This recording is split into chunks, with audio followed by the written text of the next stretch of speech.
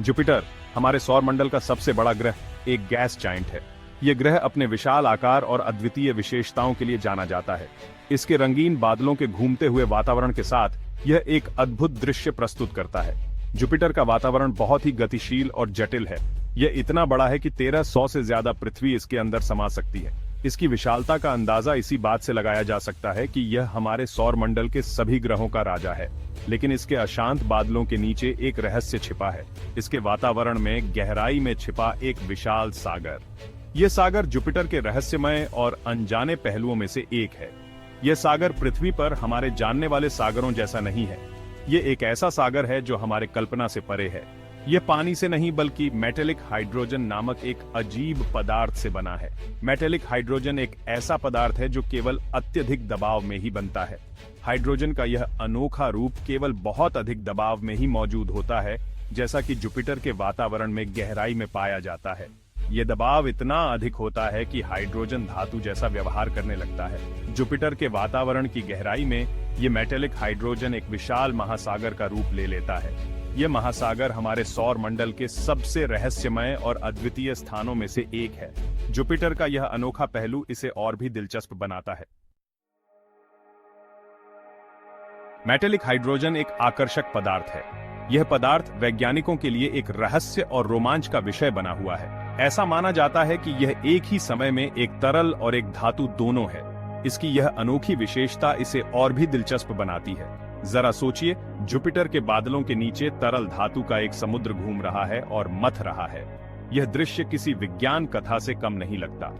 ऐसा माना जाता है कि यह सागर पृथ्वी के सभी सागरों को मिलाकर कई गुना बड़ा है। इसकी विशालता की कल्पना करना भी मुश्किल है। इस सागर की गहराई में दबाव अकल्पनीय है। यह दबाव इतना अधिक है कि इसे समझना भी कठिन है। यह पृथ्वी के सबसे गहरे सागर के तल पर दबाव से लाखों गुना ज्यादा है।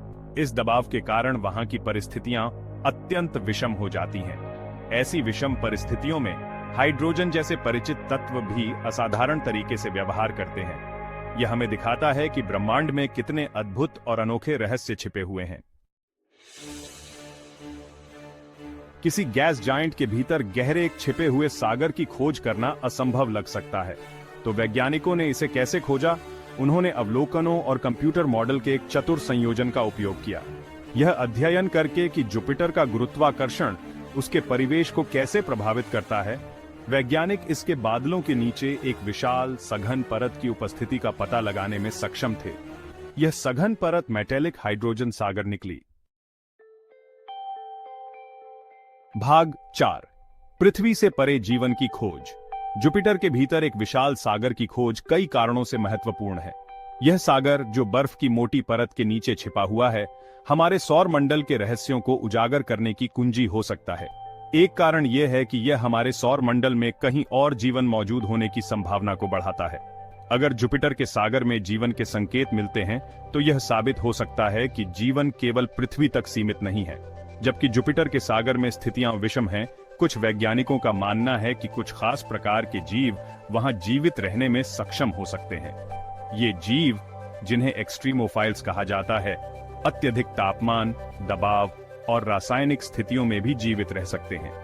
ऐसा इसलिए है क्योंकि जीवन, जैसा कि हम जानते हैं, उसे पानी की आवश्यकता होती है, और जुपिटर के सागर में मेटेलिक हाइड्रोजन संभावित रूप से पानी के समान विलायक की तरह काम कर सकता है। इसके अलावा जुपिटर के सागर में ऊर्जा के स्रोत भी हो सकते हैं, जैसे कि ज्वालामुखीय गतिविधि, जो जीवन के लिए आवश्यक ऊर्जा प्रदान कर सकती है। वैज्ञानिकों ने जुपिटर के सागर की खोज के लिए कई मिशन प्रस्तावित किए हैं। इनमें से कुछ मिशन जुपिटर के चंद्रमाओं जैसे यूरोपा और गैनीमेड पर ध्यान केंद्रित कर रहे हैं, जहां भी उपसतही सागर हो सकते हैं। इन मिशनों का उद्देश्य जुपिटर के सागर के नमूने एकत्र करना और उनका विश्लेषण करना है, ताकि हम यह समझ सकें कि वहां जीवन के लिए आवश्यक तत्व मौजूद हैं या नहीं।